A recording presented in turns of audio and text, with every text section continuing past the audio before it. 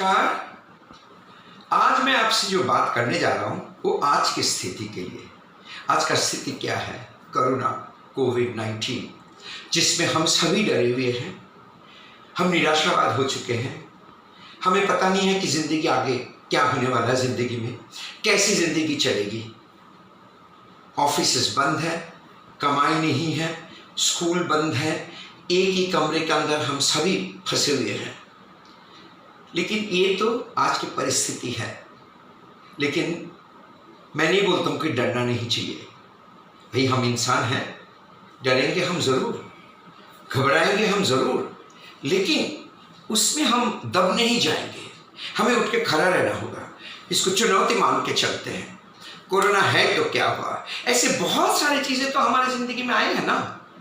Famine आया है, वार आए हैं, तूफान आया है, वर्ल्ड वॉर हुआ है, कितने सारे वायरस जिसके पहले आ चुके हैं, फिर भी धरती तो आगे चल ही रहा है ना।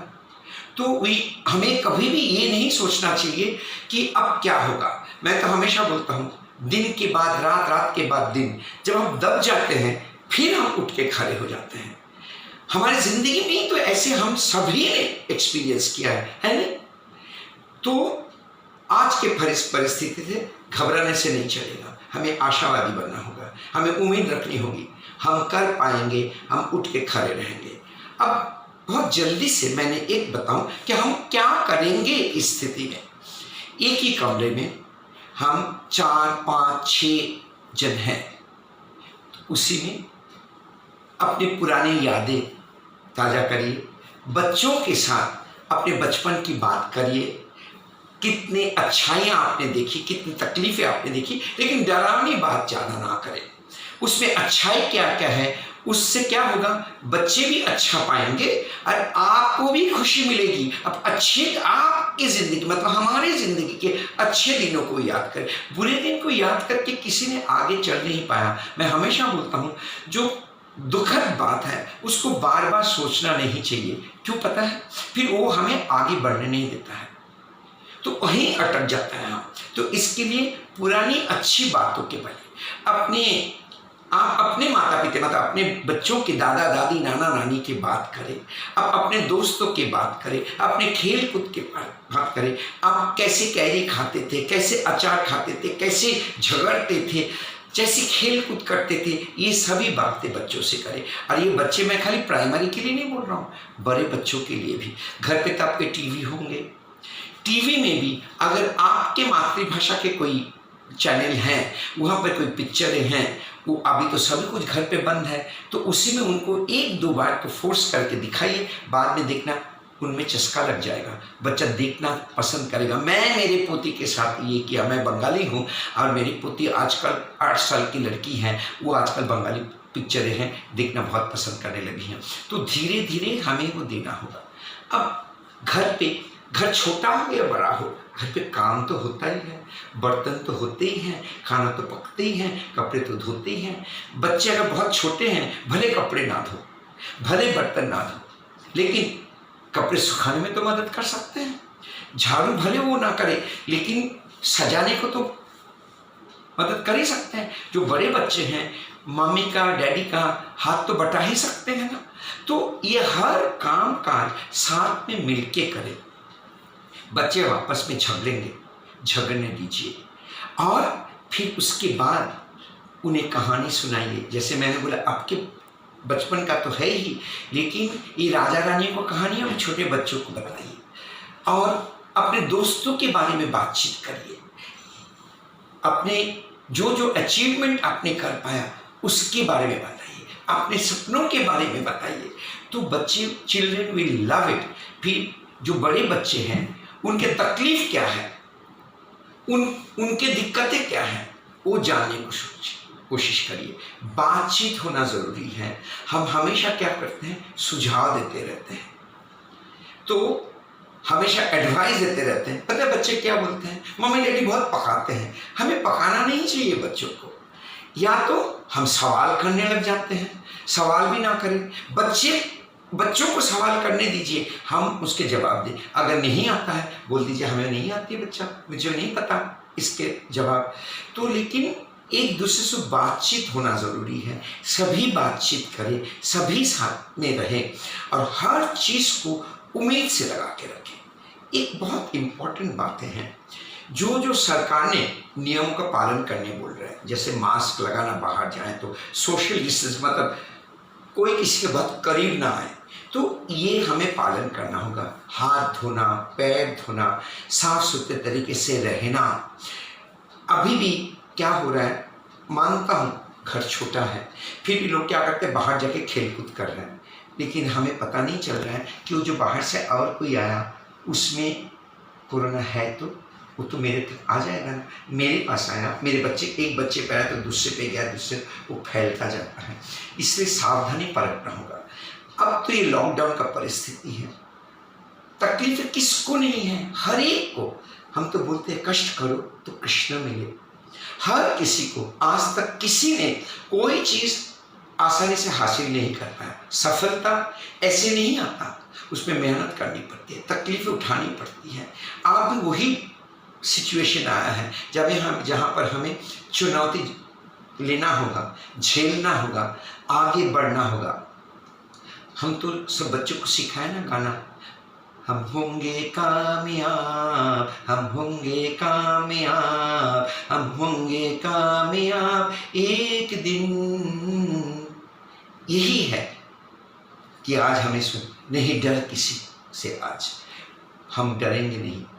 हाँ, धक्का खाएंगे, चोट खाएंगे, गिरेंगे, फिर से उठेंगे। यही हमारी जिंदगी है। आज स्कूल के प्रति, स्कूल से जो जो उन्होंने हमें इंस्ट्रक्शंस दिए जा रहे हैं, तो हमें वो सुनना है, उनका पालन करना है, एक दूसरे के प्रति विश्वास रखना है, सरकार के प्रति, अपने दोस्तों के प्रति, स्कूल के प्रति, अपने परिवार के प्रति, और हम पर आत्मविश्वास होना बहुत ज़रूरी है, आत्मगौरव होना ज़रूरी है। हमारे परिवार के लिए हमें जीना है, तो हमें जी के दिखाना है कि हम भी चल सकते हैं। हाँ, एक बहुत इम्पॉर्टेंट बात है, ये जो समय लॉकडाउन में 50-60 दिन अभी हम हैं, स्कूल खुलने में भी टाइम है, तो जो जो पढ़ाई है लगातार वो पढ़ाई हम करें एक समय निकाल के। अब हम हर एक के घर में मोबाइल तो है, तो बच्चों को थोड़ा सा टाइम दे दीजिए, 15-20 मिनट अपने दोस्तों से भी मोबाइल में बात कर ले। स्कूल के फ्रेंड हो, अपने आजू बाजू के फ्रेंड हो, मिल तो नहीं सकते हैं मोबाइल में, तो थोड़ा बात कर ही सकते हैं। रिश्तेदारों से बात करें, रिश्तेदारों के बारे में बताइए। तो फिर एक छोटा सा टाइम टेबल कर लीजिए, थोड़ा योगा कर लीजिए, ये जो अनुलोम विलोम होता है, कपाल भारती होता है, या मेडिटेशन करवाइए। ये हर चीज़ का, या सूर्य नमस्कार करना, मैं नहीं बोलता कि हर रोज करना है, लेकिन एक नियम पालन करके वो करिए। सही टाइम पे साथ में बैठ के खाना खाइए, तो सही टाइम पे सोने जाइए। ये सब नियमों का पालन आप करोगे, देखो कि 24 घंटे में, मैं अगर अंदाज से आपको बता दूं, छोटे बच्चे 10 घंटा सोते हैं, थोड़ा बड़े जो हैं 8 घंटा, हम सभी सोते हैं, तो 24 घंटे में 8-10 घंटा तो ऐसे निकल गया। नहाना, खाना पीना, ये सब करते करते और 2 घंटा चला जाता है। ये जो पढ़ाई के लिए 2-3 घंटा दे दीजिए, होमवर्क के लिए 1 घंटा और दे दीजिए, ऐसे ही करके देखो आपको 15 से 16 घंटा निकल गया। फिर ये जो घर पे लूडो खेलना, ये छोटे छोटे गेम खेलना, कैरम खेलना, जो भी साधन आपके पास है वो भी 2 घंटा। फिर बातचीत में झगड़ा, एक दूसरे के साथ लड़ाई झगड़ा करना, ये जो छोटी मोटी नोक झोंक, इसमें भी 1-2 घंटा निकल जाता है। अब बचा खाली आपके पास 4 घंटा, उसमें बच्चों को थोड़ा अपने दोस्तों से बात करने दीजिए, उसमें भी देखना आधा से 1 घंटा चला जाएगा।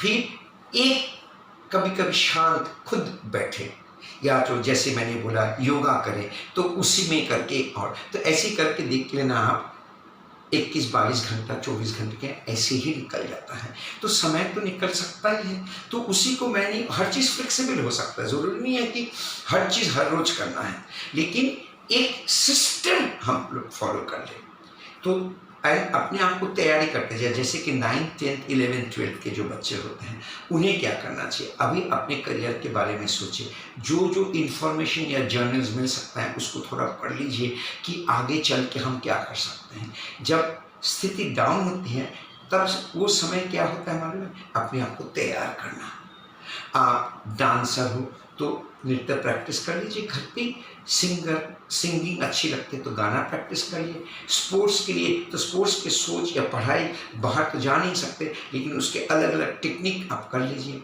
अब आईटी में अच्छे हो तो घर पे अगर नेट का वाईफाई का कनेक्शन कर सकते हो, उसी पे लेके डेवलपमेंट करने की कोशिश कर लीजिए। मेरे कितने बच्चे हैं जो 9th एंड 10th के हैं जो ये सब कर रहे हैं, तो उससे क्या हो जाएगा, आप तैयार हो जाओगे। जब सिचुएशन आएगी तब आप उसको सामना कर सकते हो। तो इसी में हम माँ बाप को क्या करना पड़ेगा, बच्चों को प्रोत्साहन देना, डांटना जरूर, लेकिन तुलना ना करें एक दूसरे से या बाजू वालों से।